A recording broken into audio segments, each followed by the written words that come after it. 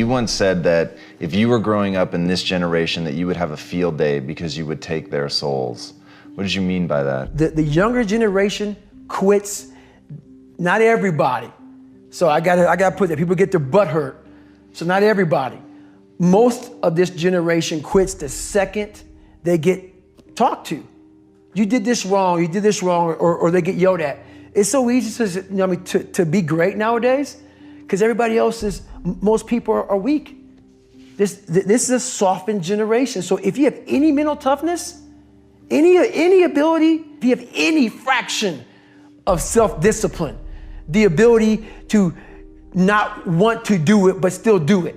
People have a hard thing understand. I hate to run. And what makes me so crazy, it doesn't anymore, is people go, well, why do you run if you hate it? What are you talking about? I don't want to take showers and eat either. I hate that too. That's a life, man. It wasn't until I changed that mentality that I became somebody. I hated going to school. So guess what? I was dumb as shit. That's what, 1 + 1 is 2.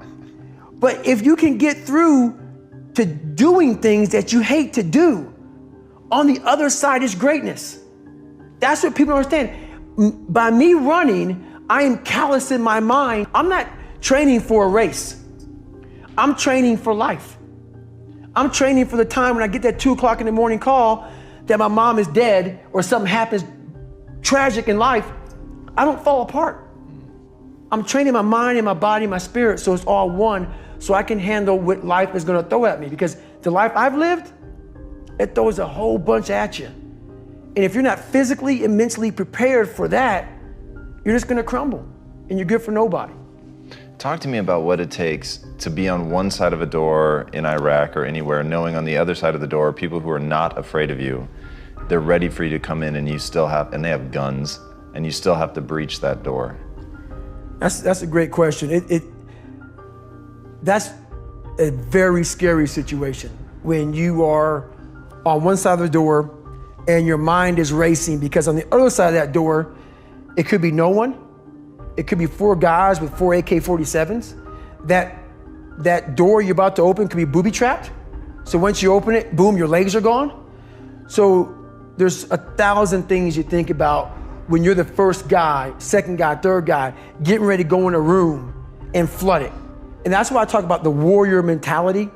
And that's why so many people are lost when I start talking. You have the right. You're lucky that you don't have to think like warriors think. You're very privileged. I chose this world to be a warrior, and I would choose it again if I came back to this world. But the mentality of a warrior is very different than normal mentality. You must be that person on that door, get ready to open it, thinking to yourself, if I die, so be it. The only way you can go in that door is knowing there's a great chance you're gonna die. Like being a SEAL, you train with live ammo. You jump out of an airplane, everything you do, you could die. So to be a warrior, why people don't understand me, I'm glad you don't understand me. Merry Christmas, good on you. Because being a warrior takes a whole different mindset. A whole different mindset to know that there's a great chance I may not be in the military. Like I was in for 21 years. I'm lucky. I'm very lucky that I'm alive, able to talk to you, able to still run. But when you sign up on that dotted line to be like a SEAL, your mentality changes. I may not live. You gotta accept that. And that's the mentality you have. And that's what makes you a warrior. If you're scared to die, you're a bad warrior. I hated jumping out of airplanes. I hated shooting guns. I hated the job as a Navy SEAL. But I did it because I wanted to change myself. Everything I do, I'm not really comfortable doing. But if you choose to go that route, to go be a Navy SEAL, you might as well go be the hardest in the world. Because if you're choosing to do something, you have 2 routes. You can go there and be a little weak person and get through barely, and that's your reputation. Or you can go through the hardest guy you can possibly be, and that's your reputation. So my whole thing is, if you're gonna choose to open that door in Iraq or Afghanistan, open them and go in hard. Because they're gonna remember you by slowly opening it and peeking in. So if you're gonna open it and you made the mind to open it, don't crack it open. Open the door, go in. That's with life. If you're choosing to do something, attack it. Because they're gonna remember you as not attacking it. So I want to be remembered. You can hate me, but there's one thing you can't say about me. I didn't attack it. So that's the mentality you have. If you're gonna do something, you might as well attack it, because you can do it anyway. Right. Do you use that in civilian life? Like, do you still employ I'm gonna attack it, I'm gonna take their souls? Like, how does that play out in a non-combat zone? It still works for me in life as far as attacking things, because no matter what I want to, no matter what avenue I choose, I want to be the very best. And the very best may not be I'm number one. The very best is, did I leave everything inside of me out there? So attacking is not like, oh, I want to win this or win that or be the best. The best is I'm running against myself in everything I do. And that's what I attack. I attack myself. I'm always questioning myself. I'm always holding myself accountable. As a leader, the one thing I did horribly wrong, on my second platoon, I actually started developing an attitude towards people who didn't PT hard, who didn't get after it, who were, because I took it all the way to the limit. And so I should have been a better leader by knowing, okay, you know what, not everybody wants to be David Goggins. Yeah. Not everybody wants to go run 100 miles. Not everybody, right. Everyone's got different skills. Everybody got different skill sets. Yeah. And not everybody, maybe they want to go to the gym, whatever. The gym is fine, but it was just a different standard. So I couldn't take away my standard for the whole of the group. Interesting. I looked at people like, F you, man. You ain't trying to get hard, F you. So my mentality, I wasn't a good leader. And I look back on that now. Trust me, a lot of people could have done things differently. I'm taking accountability for what I could have done differently. Right. Good. I looked at that. So my mentality from a weak kid became super hard, like beyond hard, next level hard. And but that's what I thought I was getting myself into. As a leader, I should have stepped back and was, hey, these are your expectations, David Goggins. Right. What are we here to accomplish? Right. It's important to lead by example. And when I say lead by example, if you're the leader, it's the loneliest job on the planet. And if you do it, you have to be up early. You have to leave late. You got to do the sucky jobs. At least that's how I look at it.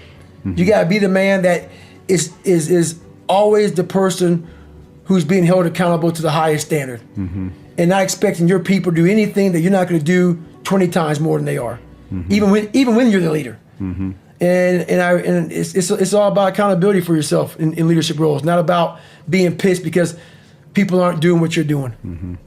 Everybody has different skill sets. Do you ever do yoga? All the time, man.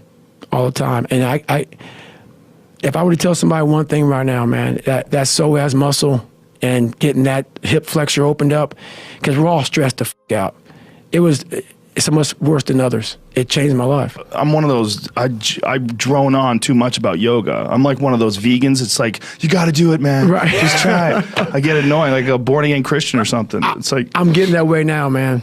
I'm getting that way now. For anybody who does anything hard, like, if you do anything like with weightlifting type shit or martial arts type shit, where it's just everything's explosion, it's lifting, it's heavy, it's push. Right. Yoga just will balance your shit out. Yeah, it will. Yeah, it will. It really will, man. And there's all these people that resist it. Like, there was some article recently that was something along the lines of hot yoga is just trendy nonsense.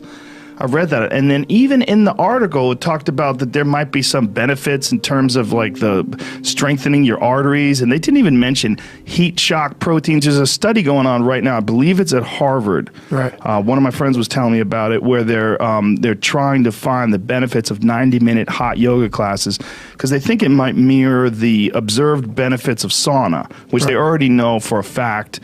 Has big benefits because of your body producing heat shock proteins to deal with the heat. Right. That's why I put that sauna in here, man. I go in that for all the time. Well, no one can tell me it doesn't work. It's big. It's proof positive. It changed my life. It wasn't a medication or this or it was stretching. Yeah. It was yoga, stretching, all that stuff combined changed. I came home one night from work spraying for cockroaches. And long story short, I turned on the Discovery Channel. I saw some guys going through Navy SEAL training. And they were going through Hell Week and they were getting their ass just beat. In and out of the water, guys ringing the bell. There was suffering. And I was weighing like 297 pounds. And I had to make a change in my life. You know, I was at an all-time low and I wasn't going anywhere. And I was exactly what everybody said I was gonna be, which was nothing.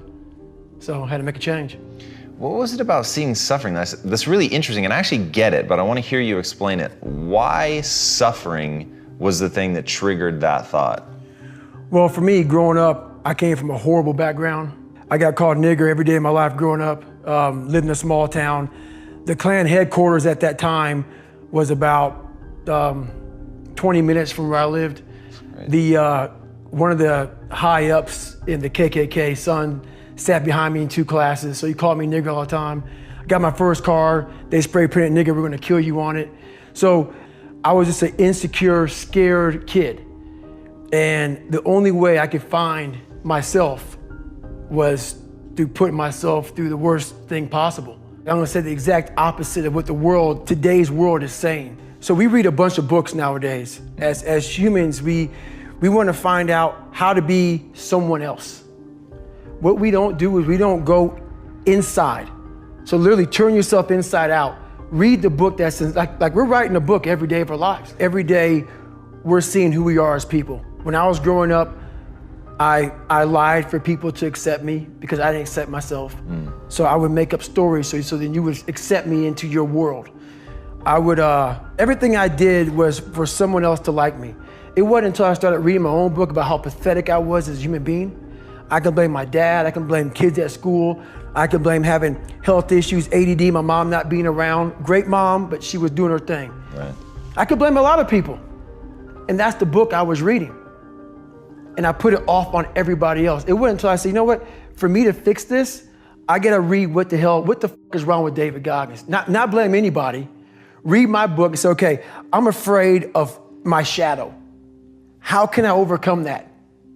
Go in the military, get your ass kicked, do things you hate to do, be uncomfortable every day of your life. Roger that. I'm not the smartest kid in the world. Okay. Instead of somebody saying, oh no, you're smart. No, don't say that to yourself. I said to myself, no, I'm a dumb. Okay, roger that. How you get smarter? Educate yourself. So the things that we run from the truth. We're running from the truth, man. So the only way I became successful was going towards the truth. As painful and as brutal as it is, it changed me. It allowed me to become, in my own right, who I am today. My biggest advice to give everybody in the world is, like I say, we live in an external world. Everything is you gotta see it, touch it, it's external. If you can, for the rest of your life, live inside of yourself, stop listening to people who are calling you fat, gay, transsexual, nigger. Everything that is makes no sense. All these insecure people putting their insecurities on you, you gotta flush it out. You gotta just be whoever the hell God or whatever the hell you believe in. If you believe in nothing but yourself, I don't care what it is. You gotta take everything and throw it away. You have to believe in one thing, and that is yourself. And I'm not saying don't believe in God or what you believe in, but right now, for you to find greatness in yourself, you're not gonna find it by looking in a book or by even hearing me. I may give you the spark, but you've got to go inside yourself to find it. And that means you gotta be quiet. Shut the f up, go in a room, stop talking, search your soul, search your mind, search your abilities, and you'll find it. But if you're not looking for it, you won't find it. So you gotta go start your journey. And the journey starts with you finding, why the hell am I here on this planet Earth? Why am I here? And if you don't know that, you will live the rest of your life searching, always asking the question, why? I turn negatives into positives. So I would take it like, who would even think about doing this? So I would sit on my couch saying, who at 297, who can't swim that great, who's scared of the water, would have the balls, who have the balls to man up, quit a job, and go and just put everything on himself. So it's how I started talking to myself and putting myself in a whole different category, and that would fuel me the next day, and I just kept using that as fuel. No one would do this. No one would do this. You're the best around. You're the best ever live. And I just kept fueling me with the right kind of message that I needed to hear that I was never telling myself. And through time, it became reality to myself. So you start out on the first day, and then do you start running again the second day? Yeah, the second day went right back after it again. But I started realizing I can't run that far. Right. So what I did was I became damn near a professional cyclist with the miles I put on the bike. So whenever I watched TV, I had to be doing something. So I was riding the bike. I rode a bike a lot to lose the first initial kind of weight because my bones were just hurting so bad. My body was just broken. And I learned to get over that also. And I tried to swim a lot. I wasn't a great swimmer, but putting fins on kind of equalized my body. I wasn't so negative buoyant. So I started finning a whole bunch. And I spent hours in the pool, trying to get more and more comfortable. Not because I was going underwater. I was so scared of the water that I had to live in the water. I had to become one with the water. So going to the pool used to scare me. So I went to the pool an awful lot. And then the bike got easier. I was able to run more. I went from like 1 mile. 1 mile was a great accomplishment. 2 miles. And then from 2 to 3 was a big one. Then I went from 3 to 6. And then like they have a warning order that they give people to get ready for buds. And the whole thing was running 6 miles 5 days a week. And that was my goal. And so I failed, I go back to scratch. I use some positive motivation. I have like one day where I'm like defeated. But I started realizing this is part of the process. This is part of the journey. I had to realize this is part of my process versus just saying, like I used to, I'm just not good enough. If I'm not good enough, we always say that I'm just not good enough, and then we try something else. I'm gonna make myself good enough. And that became my mentality. I'm gonna make myself good enough. And so I'm misunderstood a lot. But that's all it came down to. I made myself good enough. And the days I couldn't run that far, the next week, I would do 2-a-days. So on the running, if I ran a quarter of a mile, I wait a couple hours, it'd haunt me, bother me. I try to run a half mile the next time, same day. You can do more than this.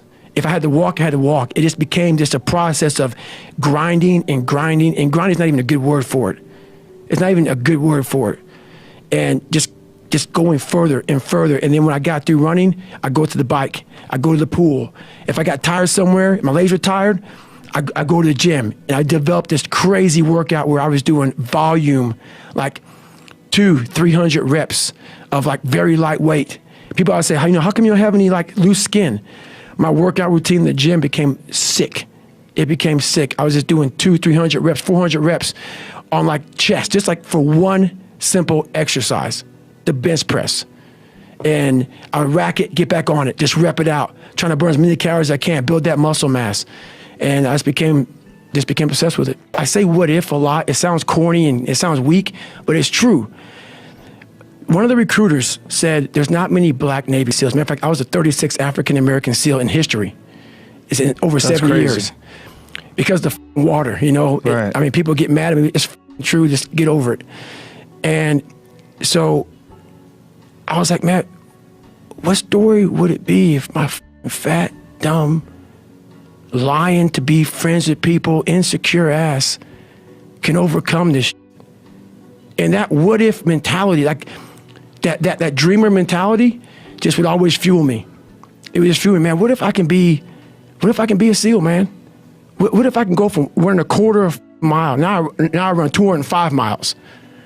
What if I can go? What if I can go? And what if? How would that feel if I'm graduating? Because I'll never forget at the graduation thing I was talking about, 224, like the video I sat down and watched. This commanding officer stood up and he said to the graduation guys who are graduating buds, like 18 of them, he said, we live in a society where mediocrity is often rewarded. And he went on to say something about these men detest mediocrity. And I wanted to be a man that detests mediocrity. My family couldn't even swim. Yeah. You know what I'm saying? I mean, we had no athletes in my damn family, and I was a kid who kind of got the bad genes. I had all these little sickly issues, all these allergic to shit. I was a little sickly kid, and it's funny how when people hear my story now, they want to put a title on me, like I'm superhuman. Yeah, like you had some special skill or capability. And I love it because basically it makes you feel better by putting a title on me. Right. You can do it too. Absolutely, right. And so basically, it's a choice. Yeah, it's a choice. Yeah. It's a horrible choice. Right. It's a hard choice. It's a lot of suffering involved. Yeah. So for me to get the start line, through that start line journey, I realized I'm capable. So what happens through this whole process is the change of the mind. It's a change of the guard. Someone once owned my brain. I never owned it. Yeah. I had no control. You outsourced it. Yes, right. Everybody had it. It was my dad's fault. It was the kids that called me nigger fault. My mom wasn't home fault. My soon-to-be stepdad's fault. The little kid that got ran over by the bus fault. My life was, everybody had a piece of my brain. Yep. And through this journey of suffering, and the suffering, I put it in because I started finding myself. Yeah. And I started, oh no, I'm taking this back from me. This part of my brain is mine now. And I started puzzling back this piece of my brain. And through that, I grew confidence. In this process, I went from David Goggins, I started forming a guy named Goggins. I had to really I realized I had to reinvent a whole nother human being within myself, because who I am wasn't going to make it. This guy is not going to cut it. So I had to be a guy who can take any kind of pain, any kind of suffering, any kind of torture, mentally, physically, emotionally, spiritually. I had to have the people who, I had to visualize everybody that called me nigger. You had to be in a room of people like this. I had to make up these things in my mind, of things I had to overcome. And I started callousing my mind through a process, and it basically started with working out. It started with working out. It started with doing, like, if it started raining outside, for instance, my mind would say, "F that, man, I don't want to go run." If it was 3 o'clock in the morning, it started raining outside, my mind said, you got to go run. Get up and go run. You have to, because I was fighting this other person. So you essentially tried to do everything you didn't want to do. That's all it was. Period. Dot. Everything I didn't want to do is what got me to where I'm at today. Interesting. Every single thing. So where we find comfort, that's where I started getting scared. Yeah. When I started saying, oh, it's raining, I'm not going out there. No, you cannot say that. You cannot do that. You have got to do this. So whatever my brain thought, I did the opposite. Wherever the comfort was, I went the opposite direction. And over a period of time, boy, it calluses the out of your mind. You start to really develop a whole nother being. Growing up, being the kid I was, I found strength in different movies. Yeah. So I come home, in one movie I found a lot of strength, and as funny as it may seem, but I visualized this scene. I do it today during the pull-up record. I did 4,030 pull-ups. Yeah. The last time I did it, I actually got it. It took me 3 times. I played one song for 17 hours pretty much. It's from this movie, Rocky 1, round 14. I related to the person in the movie, but just the one scene when Apollo's beating the shit out of Rocky. He falls in the corner, and everybody, and Rocky, and Apollo turns around, arms up, happy as shit. I got this guy. He turns around not knowing that Rocky's trying to get up off the canvas. Right. Mickey's his trainer saying, stay down. Right. Everybody's saying, you did good. You did good. You went 14 rounds with the champ. Rocky didn't hear shit. He got up, and what sticks in my mind today, and I'm seeing it right now, when he got up, Apollo starts to turn around to see the aftermath of what the he just destroyed. And he did not expect to see what he saw. Right. And what I see out of the whole movie, I see Apollo Creed's face. Yeah, fear crept in. Yes. Yep. And I said to myself as a young kid, I want to be that. I don't need to win. I don't need trophies. I don't need people to like me. I just want what he has. Yeah. A fictional character, whatever the hell it was, I want that. And I visualized that. And I want to become the guy who can get off the canvas and look at somebody who beat the shit out of him. Life. Yeah. I'm talking about life right now. Yeah. And life, even life itself, puts their head down towards David Goggins. Yeah. This motherfucker is not going to stop. Right. So that mentality became what I wanted. Nice. And that's how it started, with that visualization of the canvas. And all I got to do is just keep getting up. The cookie jar is something I invented. As you all know, your mom has a cookie jar, and sometimes you might have an Oreo, sometimes you might have a Chips Ahoy, sometimes you might have an oatmeal raisin cookie. You never know. It's just in there. My cookie jar has every single failure and success of my life, something I overcame. So what happens in time of life when you're stressed out and things get bad, even the hardest guy in the world, me, everybody thinks, and I think I'm the hardest guy in the world. You gotta believe that. You gotta believe you are something. I will, in my mind, reach into my cookie jar, and sometimes you forget how hard you are in times of need. Because you're stressed, but you forget, I'm a Navy SEAL, I'm a Ranger, I'm this and that, but you forget all that because your life sucks. I calm down, take that 1 second, get control of my life, reach in the cookie jar. Well, you got called nigger your whole life, and you're now the only person in history to do this, and this. Put it back in the cookie jar, reset my mind. You have to remind yourself of how badass you really are in times of need. That's the cookie jar. You cuss all the time, why? Well, I hate to say it, the best way for me to get how I feel across, I can't sit here and say, you know what, yeah, I went through Hell Week and man, it was really hard. No, that takes your damn soul, rips it inside out, and then they say, now we're going to start. It allows me to express where I was at a point of my life. If I don't give you all of me, why the hell am I here? How will you learn from me? People take so much offense to me. You will never learn from people if we always tap dance around the truth. Oh God, I love that. We tap dance around the truth by finding the right words so I don't hurt you because you have thin skin. No, tighten up, people. It's okay. Trust me, it's okay. You might be called nigger one day. It's okay. You might be called some Jewish word or some faggot or gay word. It's okay. Let them call you that. What are you going to do now? They don't own your life. How are you going to control that now? How are you going to flip it upside down and say, Roger that, now I'm going to harness this and you'll read about me years from now? How? That's the question. How are you going to do that? Thicken your skin.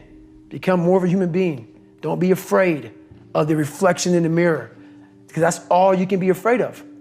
Once you overcome the reflection in the mirror, you've done it. The first ultra marathon wasn't smart at all.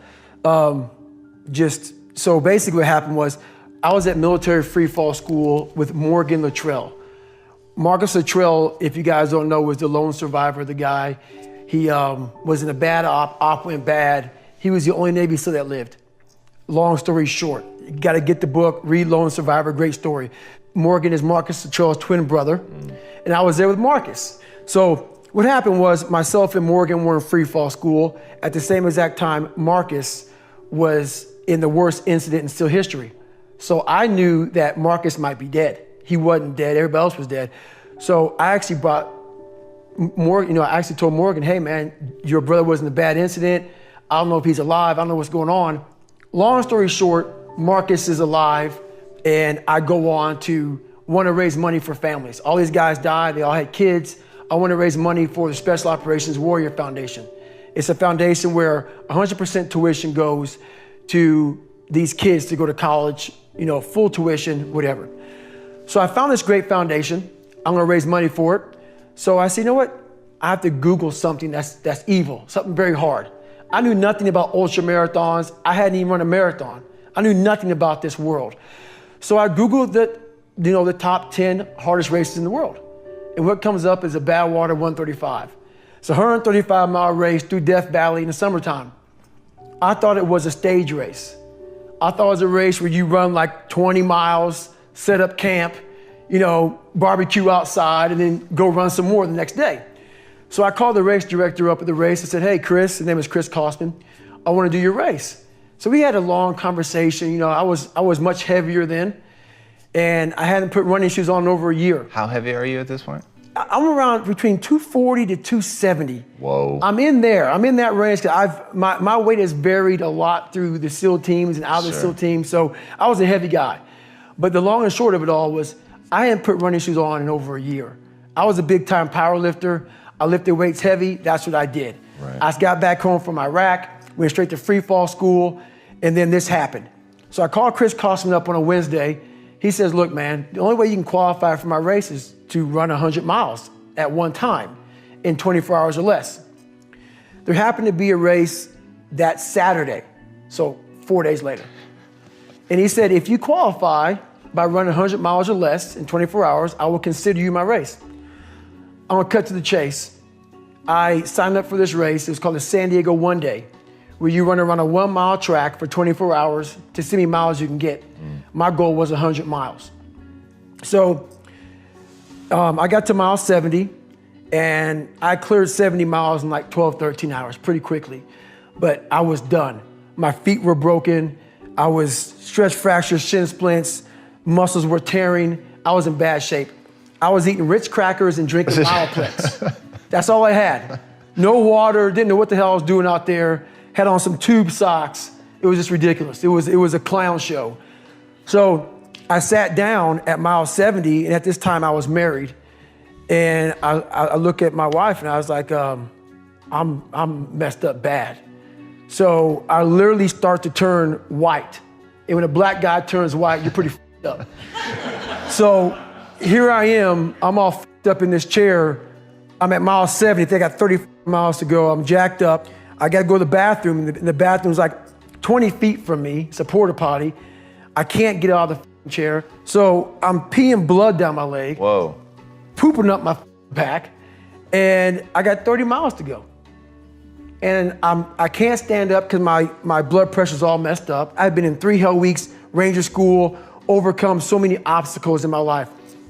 This last 30 miles of this race is when I realized a human being is not so human anymore. We have the ability to go in such a space if you're willing to suffer, and I mean suffer. Your brain and your body, once connected together, can do anything. And this 30 miles was the life-changing moment. I was out of it. I was in the worst pain in my entire life. I was, to me, on the brink of death.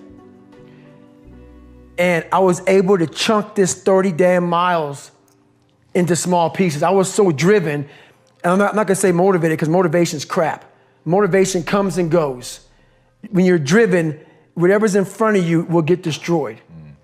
So I sat in this chair and I was so driven to succeed in this race. And at this time, everybody goes, were you thinking about the guys that died? And I'm not gonna lie to you, I wasn't. This became a personal thing. This became me against this race, me against the kids that called me nigger, me against me. It just became something that I took so violently personal. And I broke this thing down into small pieces. I said, okay, I gotta get nutrition. I gotta be able to stand up before I can get off this curb and get off this chair and be able to go 30 miles. So I went through all these small steps, and I was able to stand up. And then from standing up, I was literally walking around with my wife at the time, and she goes, you're not gonna make the time. She goes, you're walking like 30-some minute miles. I got to mile 81, and the second she said that I'm not gonna make the time, I ran the last 19 miles nonstop. And I can show you right now when we get done with this. Matter of fact, I'm gonna show you right now. This was years ago, and I had to put compression tape on my ankle. And so this was years ago. I had literally the size of $50. I had to get compression tape, and I taped up my ankles and I taped up my feet. And that's how I got through that race. Was it like a hematoma? I mean, what what happened was, like my shins hurt so bad from having stress fractures that the only way I could continue on was I taped it so I wasn't doing the flexor motion that activates your shins. So I taped my ankles and my shins up, and I got that because in my 3rd hell week, they weren't gonna let me go back through, train anymore. Right. So I literally went through all of BUDS, my last SEAL training, with stress fractures and shin splints. And how I did it was I would tape my ankles all the way up to my calf every morning. So for the first hour, the pain was excruciating. But what happened is my feet would go numb. And I did that every single day for 6 months.